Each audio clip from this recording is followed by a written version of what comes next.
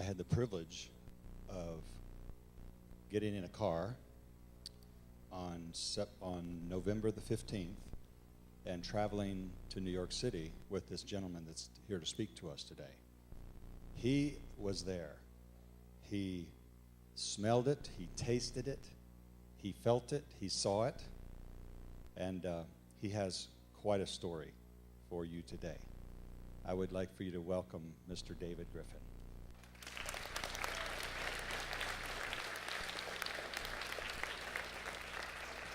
All right. Thank you, Paul. I appreciate it. Again, I'm happy to be here today. And September 11th, I know a lot of you was very small children, affected everyone in different ways, myself no different. I was here in Greensboro, my home, on September 11th when I got a phone call that an airplane had hit the World Trade Center. And I didn't think much of it at first. I thought a small plane had wandered off course, and then about 10 minutes later, I get another call that a second plane had hit the World Trade Center. And then, like most of Americans knew, this wasn't just a small plane that had wandered off course and hit the towers. I went up and started watching it on television and just couldn't believe what was unfolding before my eyes as they replayed the video of the second plane hitting. At that time, it was no video out of the first plane that you saw here hitting. And then as Tower 2, which was the second to get hit, but first to collapse, and then Tower 1 collapsed, and then the news of the Pentagon and Flight 93, it went down in Pennsylvania. It's hard to describe your emotions. You can't believe what's going on. You can't believe it's happening in America. You're afraid, you're crying, you're scared. I know my wife, Donna, come to the school and got our kids out of school, because we didn't know what was going to happen next. We was afraid. So as the next day or so unfolded, I kept watching it on television, and as I was watching TV, and like even the thing said, some people was giving water, some people was donating blood. Everybody in America was wanting to help in some way, and myself no different. But as I was watching on television, we're in the demolition business. My father started a company over 52 years ago, and we took down over 20,000 buildings all throughout the world. So we tear down buildings for a living. And as I watched the TV, as I'd see it, it reminded me of a demolition project. These buildings had collapsed, and I was wanting to help. So I decided on September 13th that I would drive to New York and see if there's anything I could do to help. I didn't know anyone there. I had no relationships with anybody there, but I just had a desire to help. And at the same time, my wife, Donna, and again, we had three children. My two daughters who's graduated from here in Wesleyan. I have a son, David Griffin III, who's in 5th grade here. So he was 8 months old at the time. So Donna said, if you're going to New York, I want to go with you to be there in case you need me or help. So we loaded up on September 13th and drove to New York. On the morning of the 14th, I went down to the site, there again, not knowing anybody, and literally snuck into the site because I didn't have badges. I wasn't a policeman or a fireman, but I wanted to help. So I snuck into the site and started working on the bucket brigade. And what that consisted of was literally picking up individual pieces of brick or rubble, similar to what you see in some of the pictures, putting it in a bucket and handed it to the person behind you. Because at this time, we was looking for survivors. It wound up, it was over almost 3,000 people that had died that day, but at that time we were still hoping to find people that was alive. So I worked on the bucket brigade for several hours and then worked my way around and started trying to help make some decisions on how was the best way to take this debris apart to maybe speed up the process, because we knew we had a short window of possibility of finding survivors. So as I started making more and more decisions over the next several days, they started listening to us more, and then about 10 days into this process, they hired our company and put us in charge of all the demolition operations for some of the decisions we had made early on what helped them save not only a lot of money, but was speeding up the process. Unfortunately, the sad thing, we did not find any survivors after the initial building had collapsed. These buildings, it's hard to describe how big they was. They was 110 stories tall each, two of them. It also was other buildings around, but if you take just the two towers, now everybody lives in different houses or apartments or whatever, but the average American home, it would take 4,500 homes. And you just think, you live in one house or an apartment, It would take 4,500 of those homes to equal the size of these buildings. So if you just picture your home times 4,500 times bigger than your homes, that's what we're dealing with. It's hard to even comprehend the size of these buildings. Or if they was 1 story tall, the footprint, maybe hard to understand too, would have been 220 acres, just the footprint of the building. Or but as we started going through this, the debris and the piles in some areas was 70 and 80 feet tall, or some in one area 100 foot tall as a 10-story building, even after they had collapsed. And it was so many dangers. The buildings was on fire. They burned for 100 days. It was the longest burning building fire that had ever been in American history. And you're in there, you're trying to dig with machines and people, because you're looking there again, you're hoping and praying that you're going to find somebody alive. I mean, we was working alongside with firemen, policemen, the FBI, and it was numerous challenges that we faced every day. Along with the smoke, it was hazardous chemicals in the building. You had to wear a respirator, but then again, when you put the respirator on, no one could understand what you were saying. So most of the time, you wasn't able to wear your respirator, because even though you knew you was maybe breathing some dangerous stuff, if people couldn't understand you, you might get killed in the next 20 minutes. So it was a lot of challenges we faced each and every day as we went through the project.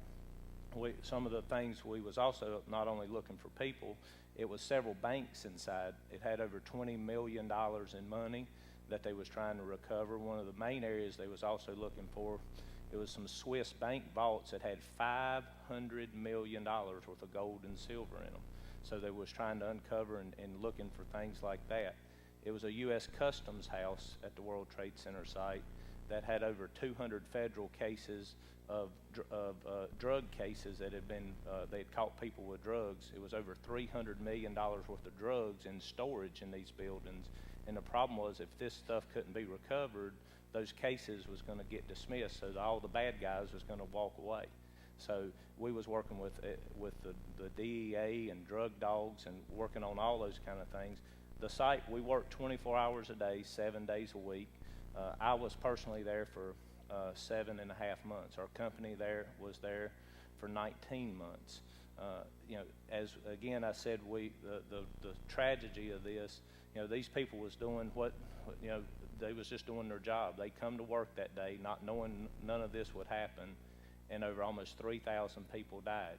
Our job was made tough in the recovery of those. Unfortunately, we was only able to recover about 400 people in the remains, but what made the firemen's jobs and our jobs so tough, it was over 20,000 body parts recovered.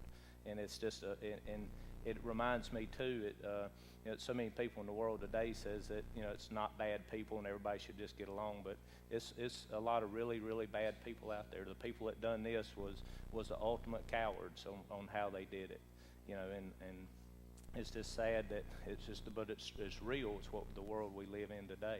But each and every day brought forth different challenges. Like I said, we worked 100 hours a week on average. We had a lot of people working 120 hours a week. But the shortest days we usually worked was 15 hours a day in the fire, in the dust, in the debris, removing pieces of steel. The World Trade Center, the way it was made, had the heaviest steel that had ever been put in a building anywhere in the world. Each foot of this, the heaviest steel, weighed over 3,000 pounds per foot. So just 1 foot of the main beams weighs more than a car. The steel in this building, and we worked all over the world in nuclear plants, power plants, all types of buildings. We'd never encountered steel of this size. It's hard to comprehend that it collapsed, but these buildings was not made to withstand airplanes flying into them at 500 miles an hour. So when they collapsed, it also fell out in some areas 500 feet. The cameras look like the buildings come straight down, but they actually opened up, and in some places, like say, the debris was 500 feet or almost 2 football fields away of what we had to go through and dig through. I know when Pastor Paul Coates came up, some of the other things that was challenging, I think we even went down, it was subways all throughout the facility. You had subways that come in under the Hudson River that still had water coming in from it. We had to get all the water in the thing called a slurry wall, because if that would have collapsed, it would have flooded all of lower Manhattan. A lot of really it's tough to explain engineering technical stuff to y'all, but it's some of the challenges we faced. It was the largest demolition project that had ever been done in the world. It wound up being one of the largest construction projects that's ever been done in the world. And it was an honor for me to be there. Like I say, when I went up, I started out just as a volunteer. I was planning to help, going to help for 2 or 3 days. Wound up spending 7 months of my life. But it was such an honor to be there in a tragic situation. I got to work with some of the smartest people I'd ever worked with in my life from the construction industry and the fire and rescue. And you know, it's amazing what they do. A lot of them are, I'm no way a hero, but a lot of them was a true hero. Over 300 firemen died that day when everybody else was rushing out of the building. They was rushing in to try to help. You know, not knowing the buildings was going to fall, but at that time they didn't care. They was just doing their job, going to try to help. But I just, you know, as we go forward, you know, 10 years later, I just hope America don't forget. And I know y'all are all very young, but this event changed y'all's life, even if you don't realize it or not. But if anytime you fly now, or anytime you go, when I go to meetings in big cities now, sometimes it takes us 10 to 15 minutes just to get checked into an office building. Where used to, you just went in, got on the elevator, and went up. Now you go through security, you have to have IDs. It changed our life, and it should. And I just hope people will never forget the sacrifice that over almost 3,000 people made that day, and also that our Army and all our armed services are fighting for every day for our freedom, to allow us to be here each and every day doing what we do. Like I say, it was an honor for me to be there, to be part of America's history. It was the most challenging time in my life. I want to thank my wife, Donna, because also, as I spent 7 months up there, she was back home raising our 3 kids. In a lot of ways, she had a lot tougher job than I had, so I wanted to thank her for that. And I'm blessed. I'm thankful that the Lord led us here to Wesleyan. It's been a blessing in our life with our 3 kids, and I just hope each and every one of you, as you remember 9/11 on the days going forward, the people, the sacrifices they made, and the sacrifices that we continue to make to keep us safe. And I just hope America never forgets that. I just want to thank all y'all for having me here today.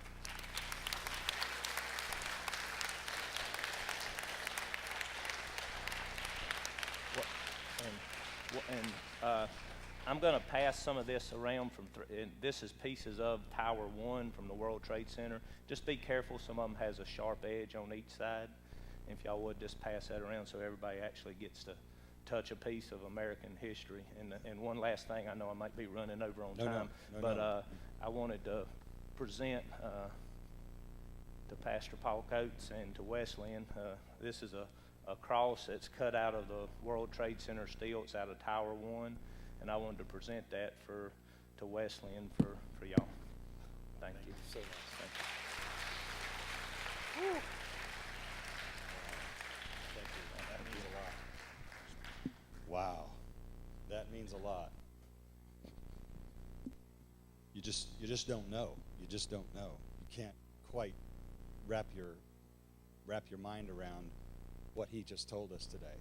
Thank you so much, David Griffin. I know you're a busy man, and he's got a business to run, a worldwide business, and he took the time to come this morning and speak to us. And I deeply, deeply appreciate that. And he's one of us, so it's great to have him, and one of the Wesleyan families.